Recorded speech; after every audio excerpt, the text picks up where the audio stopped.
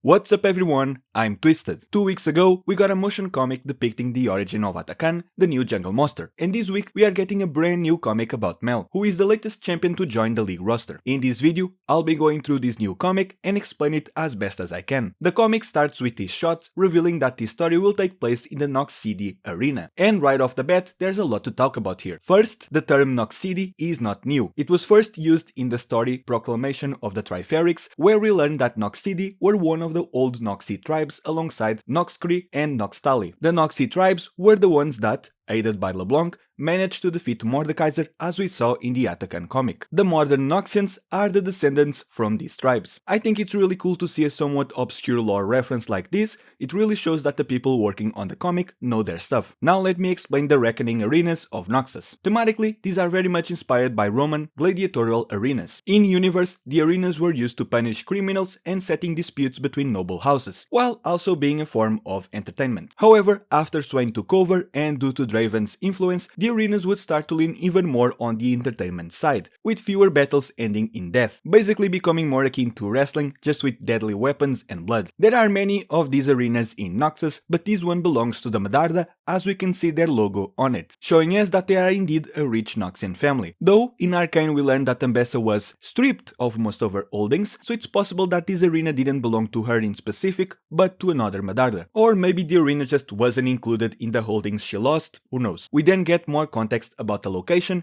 Shuriman Quarter, the Immortal Bastion. The Immortal Bastion is the huge fortress that Mordekaiser built during his second reign, and it's now the heart of the Noxian Empire. As for the Shuriman Quarter, I'm not sure what this means, as this obviously doesn't take place in Shurima. We know that the Medardas used to be traders on the Shuriman coast, but I don't know if there's any connection here. Maybe the Shuriman Quarter is just an area within the Immortal Bastion where the Shurimans that were annexed by the Noxians live, I'm not sure. Okay, after this we can finally get to Mel. First, since this takes place in the Immortal Bastion, this comic is a direct sequel to the Mel shots from the cinematic. There, the last thing she does is look at the fortress in the distance. As Mel prepares to watch the spectacle, we get introduced to this brand new character, which is Mel's cousin. The only Medarda we knew were Mel, her mother, her father, and her brother, so it's cool to see more of her family. Then, as Mel stares at the arena, we get a flashback from when she was younger. We'll come back to when this could take place in a second, but for now, we see that young Mel is in the arena with her mother, Ambessa. Here we see that Ambessa is showing the arena to Mel, likely for the first time, giving her a taste of what Noxus is truly like. Just like in Mel's flashback in Arcane, there's a lesson here that Ambessa wants to teach Mel. Then we jump to the arena where we see none other than Alistar. Alistar is a member of the Minotaur race. The Minotaur clans lived in the Great Barrier south of the Immortal Bastion. Then the Noxians asked them to join their empire as they were preparing to conquer the city of Basilic. Fun fact, Draven and Darius were kids living in this city when it was conquered. It was then that they joined the Noxian military. Going back to the Minotaur, Alistar and his clan refused to join the empire, but the other clans had already aligned themselves with Noxus, and so they turned on Alistar and his clan. The members of his clan that survived, including Alistar himself, became prisoners of Noxus. It was here that he joined the arenas and became a reckoner. He managed to escape thanks to a girl who worked in the arenas. The girl's homeland was also conquered by Noxus, so she sympathized with Alistar and treated him with kindness and respect. It was her that brought him the key to his cell, but unfortunately they got separated when some Noxian agents found them. I really wanted to mention this part of the story for two reasons. First, it was an act of compassion that freed Alistar, and compassion is something important to Mel, as we'll see, so I think it's cool that they chose Alistar specifically for this comic. Second, we know that shortly after he escaped, Swain killed Darkwill, meaning we can pinpoint when this flashback happens. We know that Basilic was conquered around the year 971, based on Darius' comic, and we know that Swain took over Noxus in 989, so the flashback in this comic is likely happening somewhere between these two events, assuming the Noxian timeline as we know it is still canon. As we get more shots of the Reckoners, we can see that this is a 2v2 battle. Alistar and a human versus another human, which is wearing claws, nothing we haven't seen before,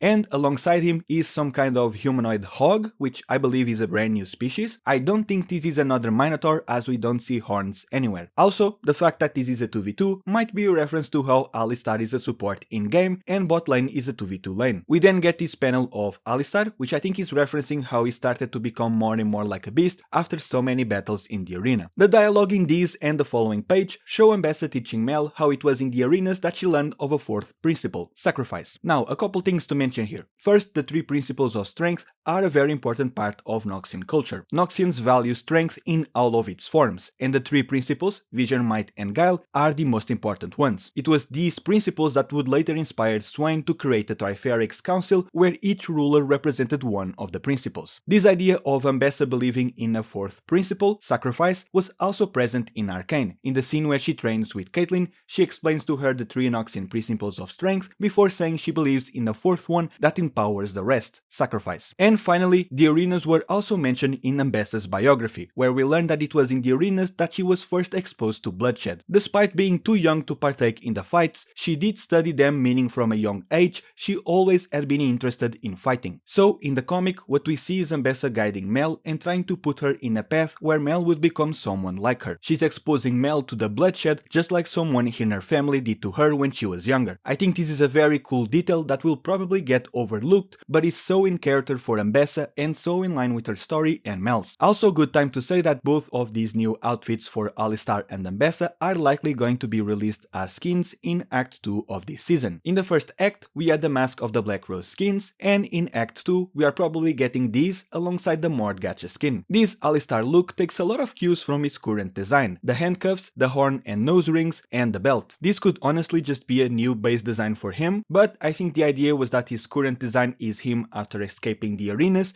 but still wearing some of the same clothes. And I assume his hair is dyed red here. As for the Ambessa design, I don't have much to say here besides the fact that her design incorporates the Noxian colors black and red, but also gold, which is expected from what we've seen from the Medarda so far. One last thing about the skins, Alistar's last skin was released 1447 days ago. To put that into perspective, Alistar's last skin is older than Season 1 of Arcane, and now, 4 years later, he's finally getting a skin, and it might be a cheap Battle Pass one. Yikes. Continuing the story, Alistar knocks up the Hogman before dashing in to help his human partner. The knockup is likely a reference to his W in League. As Alistar makes quick work of the human, the Hog turns to his partner. AD carries truly can't do anything, am I right? Anyway, Alistar looks shocked as the Hog kills the guy. I think it's cool that we get panels like this, and some others later, that show that Alistar isn't a mindless beast. There's shock and sadness in his expressions, showing his compassion and empathy. Here, Ambessa says that you must be willing to sacrifice anything for victory, including allies, a bit of foreshadowing for later, but very in line with her character, especially considering that she might have sacrificed her own child to protect a much more powerful and useful one, something that did take a toll on her as we saw in Arcane. Then we get these panels of Alistar absolutely smashing the Hog guy. I love how huge this framing makes him look in comparison to his enemy. Also, this is probably a reference to his Q. Oh, and so that we have no doubts that this is indeed Alistar, Ambessa says his name. Turns out Alistar's partner actually survived and the crowd is not pleased. Ambessa says the battlefield is no place for mercy, not too far from her quote, "A wolf knows no mercy." Then we see Alistar's partner strike this pose, signaling to Alistar that he accepts his death. And so Alistar does what he must do and kills the man. Mel turns away, but Ambessa doesn't. We then come back to the present as Mel asks herself something. We know these are Mel's thoughts based on the design of the speech bubble, but I'm not sure what she's questioning here. Maybe the line was going to be, "Why can't I remember?" Or maybe, "Why can't I look?" I'm not sure. Let me know down below what you think is going through her mind in this panel. Her cousin snaps her out of it and then escorts her to her seat in the audience of the arena. As this happens, Mel refutes her mother's idea of sacrifice, saying it's not the source of her strength. Compassion does not beget weakness. This being the core of Mel's character, a contrast to her mother's ideology. Where sacrifice made the other principles stronger from Ambessa's perspective, I think compassion goes against all the principles themselves in a way, which puts Mel in an interesting position in the current narrative of Noxus, a kind and empathetic character in an empire against mercy, compassion and individuality. Last thing to mention here is how these men are clearly talking about Mel behind her back. Considering where they are in the arena, these are most likely nobles as as well. And that was it for Mel's brand new comic. It shows us what happened to Mel after she arrived in Noxus, but we still don't really know what Riot will do with her character, like what are her current goals, for example. Also, seeing Alistar was pretty cool. I don't think anyone was expecting Riot to remember he even exists. So far, I'm really enjoying these motion comics, but again, it's a shame that these are just temporarily available, but at least we have people trying to archive them as much as possible. Let me know down below if I missed anything, and subscribe if you haven't already. It's free and you can always change your mind later. I'm Twisted and I'll see you guys in the next video.